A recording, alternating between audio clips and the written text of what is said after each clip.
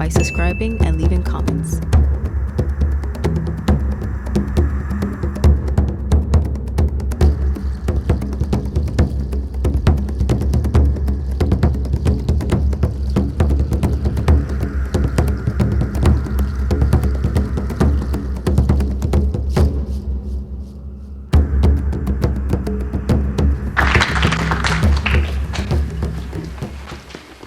Good evening, everybody.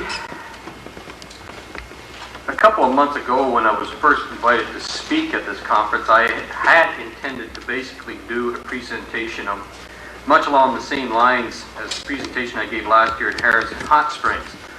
Only this time concentrating on BC incidents I've looked into.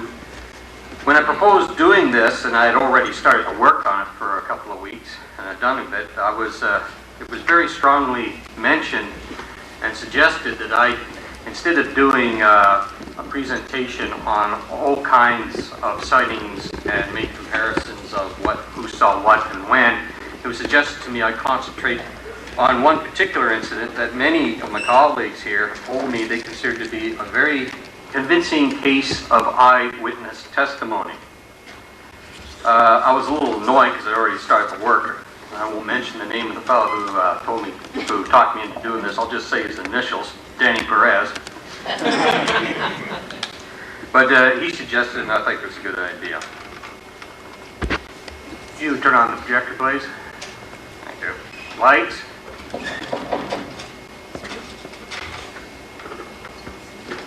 Okay. The Crandell Lake Campground incident occurred on May 24th, 1988. That's the Victoria Day long weekend holiday up here in Canada. Many people, mostly local people who live near there, almost always refer to the place as the Crandell Lake Campground. I myself always call the place Crandell Lake. But the proper name is simply Crandell. The campground is located on the west bank of the Blackstone Brook in Waterton Lakes National Park, which is located in the southwest corner of the province of Alberta.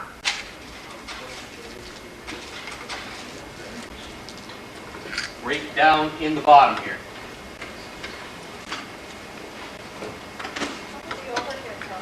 We turn the lights. Yeah, if you get the lights.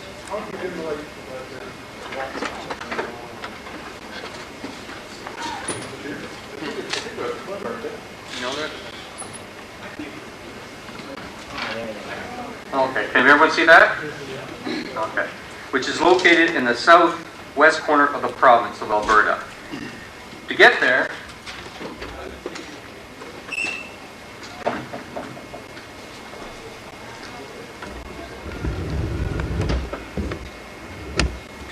you must drive 7 kilometers, 4.5 miles, northwest of Red Rock Canyon Road until you see the turnoff to the Crandell Campground on your left. So when you come into the park, you just come down the main road here, turn right, and that's it, right up there.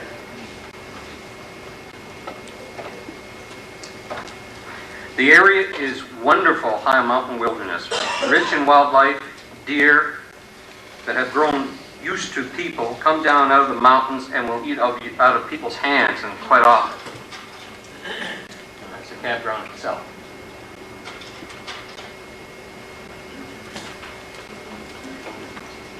The deer are very tame. They come out and they eat out of people's hands. They'll steal food, you name it. This one obviously likes cooked food because he's eating out of an old fire pit. Black and grizzly bear and mountain lion are often seen in the hills around Crandell. On the Victoria Day long weekend 1988, two couples, Susan Ray Adams, her husband, Scott Stoness, and another couple, Darwin Gillis and his girlfriend, Shannon Senko, occupied campsite C3.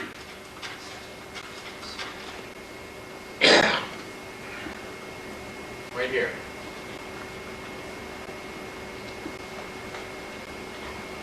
In Crandell Campground. The weather over the previous couple of days had been wonderful. No rain, no precipitation, hot, sunny. It was a beautiful long weekend, and it's been a long time since we've had a nice Victoria Day long weekend in Alberta. All four were enjoying themselves and each other's company. early Monday morning between 12:50 a.m. and 1 o'clock in the morning, something happened to these poor people which they will never forget. Now, I don't need to refer to my notes here because I've heard this story so many times from all four witnesses I've got it memorized. They were playing cards at their picnic table when Scott and Susan decided it was time to turn in, and they were going to grab their toothbrushes and go down the pathway to the public washroom facilities and brush their teeth. The other couple remained at the table and were going to wait for them to return. They had just picked up their stuff and they were going down to the trail when they noticed that something was standing on the trail between them and the public washrooms. And when they approached it, it made a grunting noise at them. Susan, being very nervous type and very afraid and easily frightened generally, immediately stopped. But her husband got impatient and said, "Relax, it's only a deer." Grabbed her hand and started pulling her down the trail. Well, then it grunted again. Now, she yelled something in the area of "a holy blank blank bang."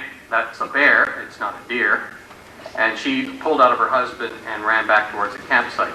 Now, the other two, once they heard her yell "bear," they stood up. Shannon said something, "Let's calmly move towards the cars," but it was a free-for-all for the cars. It was scrambling. They all ran to the cars.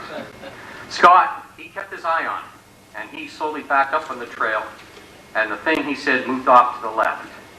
Now, they'd gone into the cars by this time, and when Scott slowly came down, he tried to get into the car with his wife, but she had locked the doors and wouldn't let him in. Footnote here, Scott and Susan are now divorced. I'm not sure this had anything to do with it, but I wouldn't be surprised. Now, so he ended up in the car with Shannon Sanko, the other guy's girlfriend, and he ended up in the car with his wife, Susan. Now, they turned on the headlights of one of the cars. The cars were sitting back to back. They turned on the headlights of one of the cars. They didn't see anything. Now, the cars were sitting here. Here's the campsite, site C3. There's the trail to the washrooms. And the cars were parked on this driveway, back to back. One car facing that way, one car facing that way, in a general area where the thing moves off to the left. Now, he turned on the headlights of the car. He didn't see anything. He rolled down the window and yelled to them, to the other car, to turn on their headlights, which they did. And about a second after the lights were on, this thing walked into the area over in the woods, about 5 feet into the woods, into the area illuminated by the lights. So all four of them were watching this thing as it crossed the area illuminated by the lights, right to left, and it was in sight for, I'd say, 5 to 6 seconds. Now, Scott automatically knew what it was. He said, "Wow, that's incredible," and he yelled, "You know what that was?" "Yes," and they went on from there. And they thought they would go around, and they suggested they go and get in the car and go and see if they could see it again. Susan didn't want to have any part of this. As a matter of fact, she wanted to lay on the horn and wake up every camper in the area and get out of there. And she wanted to come back to tell her. Well, they calmed her down, and they did go wandering around trying to see if they could see it again. Now, what happened is they ran into another vehicle with 4 people in it, and 3 of these people said they had also seen something near the washroom area where this thing was first seen by them. Now, these 4 people did not hang around, and they did not report the incident, and we have no idea who these other 4 people were. That's just a closer view of the trail. Now, they only went down the trail a little ways before they saw it. The next day, now this is what really makes it interesting, unlike many cases, these 4 people actually reported the incident to the warden's office the following day. And Park Warden Alan Dibb came out to investigate and ask them questions. Now, the following August, Susan Ray Adams telephoned me to report what she and the others had seen, and I arranged to meet all 4 of them so they could be interviewed. She also gave me the name of the park warden who looked into the matter the next day, and his name is Alan Dibb. I went down to Waterton Lakes before I interviewed the 4 and talked to Alan Dibb about what he thought of the whole matter. He told me that as far as he is concerned, these people must have seen a bear or been the victims of a hoax. In other words, he does not believe in the existence of Sasquatch. However, he was very much impressed with the fact that no matter how hard he tried to convince them that they had seen something other than a Sasquatch, these people were adamant and would not be dissuaded about what they had seen. Alan Debb was willing to let the matter drop after talking to the four, but Darwin Gillis insisted on making out a written report. Alan Debb told him it wasn't necessary, but Darwin insisted, and a copy of which was given to me. And I have it here if anyone cares to look at it. When I went to the Stonesses' home, all four bombarded me with questions about the Sasquatch mystery in general.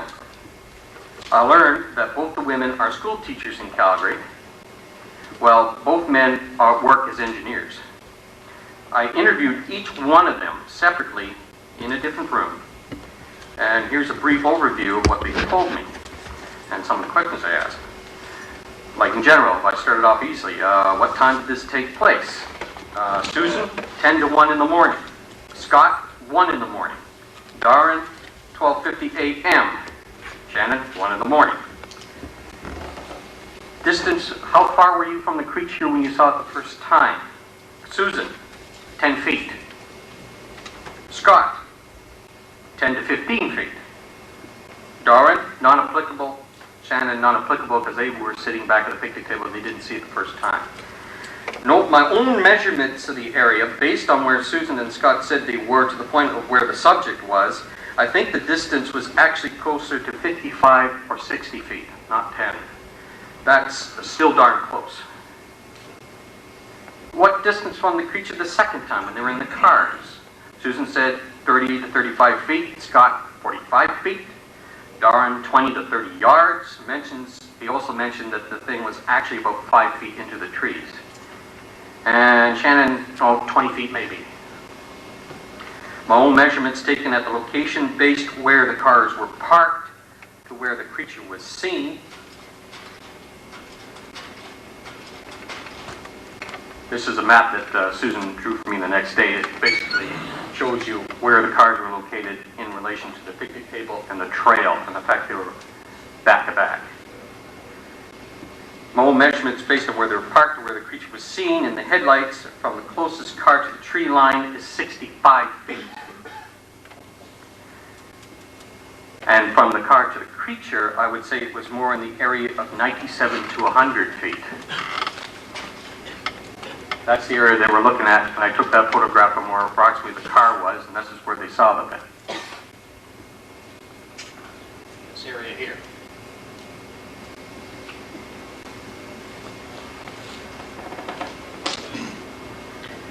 The subject was, if positioning is correct, slightly uphill from the witnesses when seen. Also, there is some dead ground between the subject and the witnesses. So what I mean by dead ground, if you know that term, you got a hill, a little bit of gully, and another hill, so there's ground in between you can't see. What was it doing? Susan told me it was just standing there looking at them. Scott, it was standing on the path looking at them. Then it made a snorting sound. Darwin, walking away from the car at an angle. Shannon, it was just standing there. No, Shannon seemed to refer to the first sighting of the subject on the path. Why, I do not know, since she at the time was with Darwin back at the table. However, she did say, at the time Susan yelled, "Bear," she did look in the general direction of the path and saw what she described as a dark shadow against the tree. I asked them what was their first impression of what they saw. Susan, I thought it was a bear. And of course she yelled, "It's a blank blank bear," so that's what she thought. Scott, I didn't believe it. But when I saw it in the headlights, I knew it was a Sasquatch. Darwin, at first I thought it was a practical joke. Shannon, scared. I thought it was a bear. Then I asked them, how long did they see it for the second time? Susan, she said, 1 minute, maybe 2. Scott, 10 seconds the first time, another 10 seconds the second time. Darwin, 3 to 4 seconds. Shannon, 10 to 20 seconds. No, interesting that Susan estimates the subject was in view for a longer period of time than the other 3. I do know of all 4 witnesses, Susan is the most frightened, maybe the instant just seemed longer to her. But her estimation of how long they were looking at it is quite a bit longer than the other three. Was it upright? Did it ever go down on all fours? Susan, upright, never went down on all fours. Scott, upright, never went down on all fours. Darwin, never saw it go down on all fours, upright on two legs. Shannon, it was upright. I never saw it go down on all fours. During their talk with the park warden, Alan Dibb said things to them along the lines of, bears do stand up when they're begging for food, you know, and they can walk on their hind legs. But all four were sure, and they insisted it was not a bear. As a matter of fact, I think Darwin, at the time, was getting a little annoyed at the warden's continuing suggestion of a bear being the creature that they had seen. In his written report, he says, we, the four of us, are convinced it was not a bear. And he also, later on in his report, ended with the statement, it wasn't a bear, okay? How tall did they think it was? Susan, 8 feet. Scott, 7.5 to 8 feet. Darwin, 8 feet. Shannon, 7 to 8 feet. It should be noted that when all four witnesses were watching the subject from the car, it is possible that the subject was slightly uphill from them. Whether or not this made the subject appear taller than it actually was, I think has to be considered. Could you tell if it was male or female? No. Susan, Scott, no. But then he goes on to say, I didn't see any breasts, but so I would guess it was male. Darwin, no. Shannon, no, but if I were to guess at it, I would guess it was male. Both Scott and Shannon assumed male gender due to the fact that the subject lacked female memory glands. However, they cannot say with any certainty. What color was it? Susan, black or dark brown? Remember, this was at night. Scott, dark brown or black? Darwin, black. Shannon, I don't really know, but it was dark. And of course, the witnesses are referring to the hair color. Did you notice its skin color? I asked. No, no, no, and no. Did you notice any facial features? Susan, not really. It had a kind of a flat face. Scott, no, no, and no. How heavy do you think it was? Of course, you understand that guessing at the weight of something you've just seen is not easy. Well, Susan, heavy. 6, 7, 800 pounds, I really have no idea. Scott, I'm guessing 500 pounds. Darwin, 300 plus pounds. Shannon, heavy, at least 300 pounds. All four witnesses described the creature as rather thin in appearance, but big in general size. I asked them if they noticed any details, like about the arms. Susan, they were very long. Fingertips came close to the knees. Scott, didn't notice much in the arms. The legs had very little bending at the knees as it was walking. Darwin, long arms, well past the waist. Shannon, very long and very hairy. Did you smell anything? No, no, no, and no. Did the subject make any noise? Yes, it grunted at us. Susan. Scott, yes, snorting noise. Something like a bull makes. Darwin, yes, a snort or a grunting sound. Janet, yes, some type of grunt. Note, Scott described the sound coming from the subject as similar to the snorting sound that came from a bull that had chased him once when he was young, and that's what he was comparing it to. Susan later said in hindsight that she thinks the subject made the noise to let her and her husband know not to come any closer. As the two were walking on the trail right towards it, it was kind of like a warning. She didn't get the impression that the creature was hostile. She just got the impression it was letting them know it was there. Did it see you, and what was its reaction? Susan, yes, it made the grunting sound. Scott, yes, it made that snorting sound, something like a bull. Darwin, I'm convinced the creature was curious about us. I think it was watching us for some time. It wasn't afraid.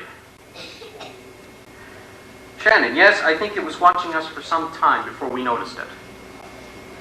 None of the four had the impression that the creature was aggressive. It was just curious. Did you report what you saw? Susan, yes. The next day to Warden Allen did. He tried to tell us that we have seen a bear. Scott, yes, but he tried to convince us it was a bear. But I did think he was objective, though. Darwin, yes. I insisted on making out a written report, though. The warden did not request this. Shannon, yes, to the warden's office the next day. When I asked him if they checked for footprints, Susan said yes the next day, but none were found. Scott, yes, the next day, none found. Darwin, yes, the next morning, not that night. Nobody was going near the trees in the dark. Shannon, yes, the next day, found nothing. Note, I found the area was typical high mountain forest terrain. The path to the washrooms are hard packed with gravel and stones. So unless the subject stopped at a soft, muddy spot, I'm not at all surprised that no tracks were found. Also, I think the search for tracks took place in the immediate area of Site C3 and C4.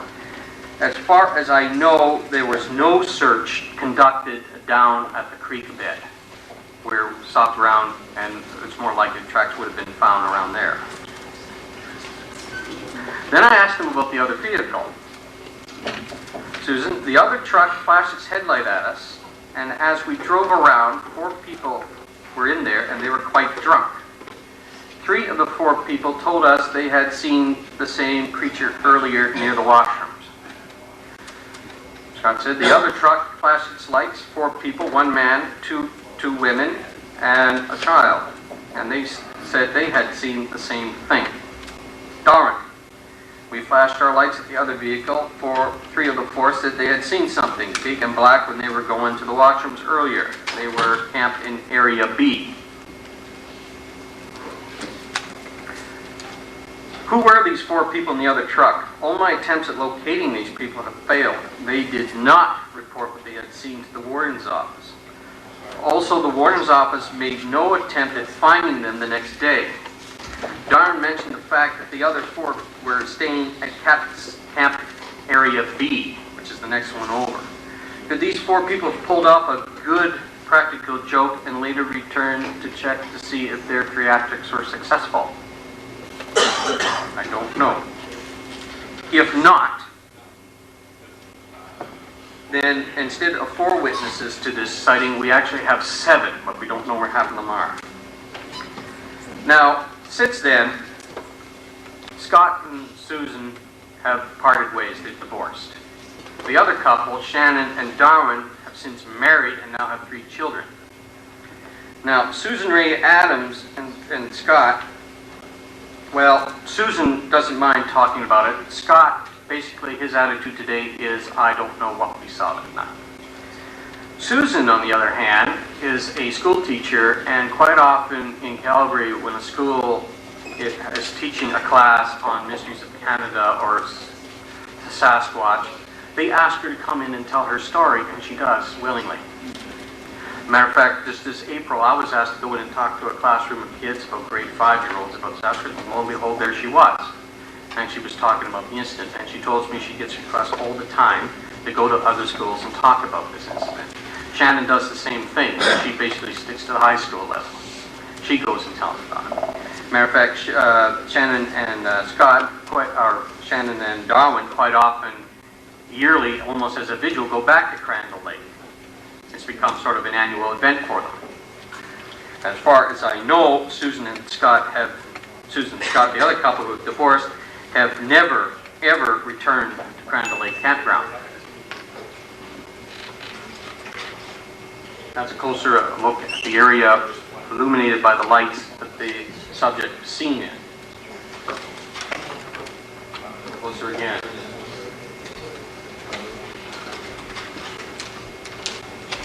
That, again, is Site C3, where they were camped at the time.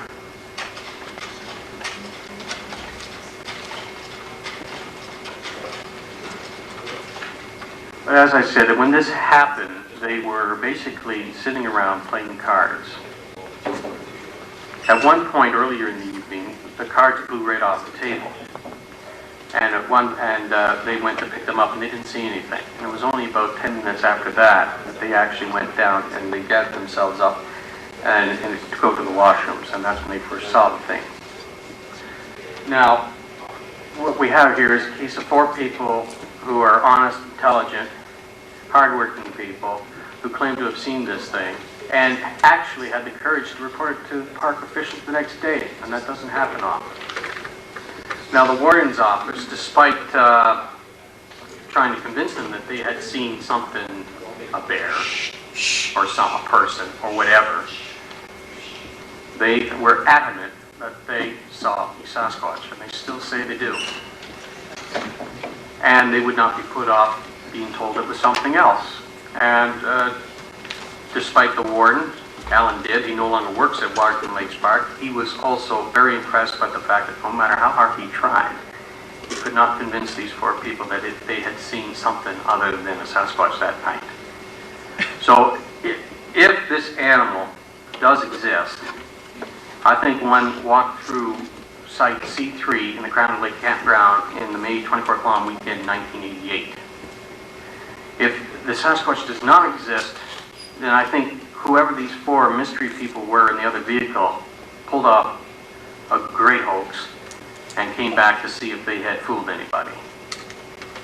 So if it exists, they saw it. If it doesn't exist, it was a great hoax. Does anyone have any questions? I just have a statement for people who pull off these hoaxes. I don't know what the gun laws are here in Canada, but in Oregon, it's a good way to get shot.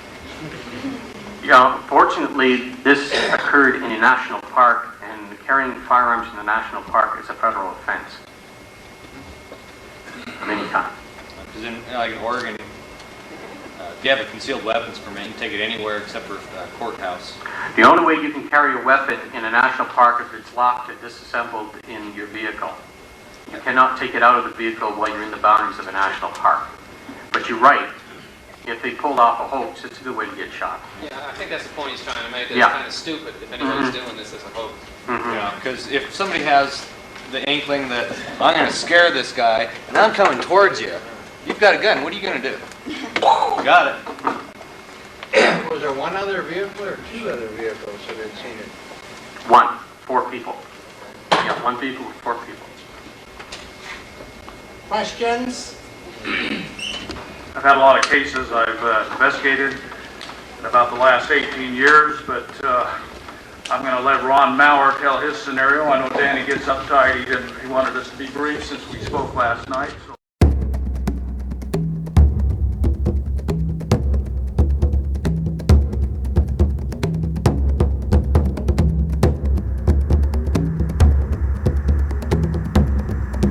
If you're enjoying all this rare and unique content, please show your support by subscribing and leaving comments.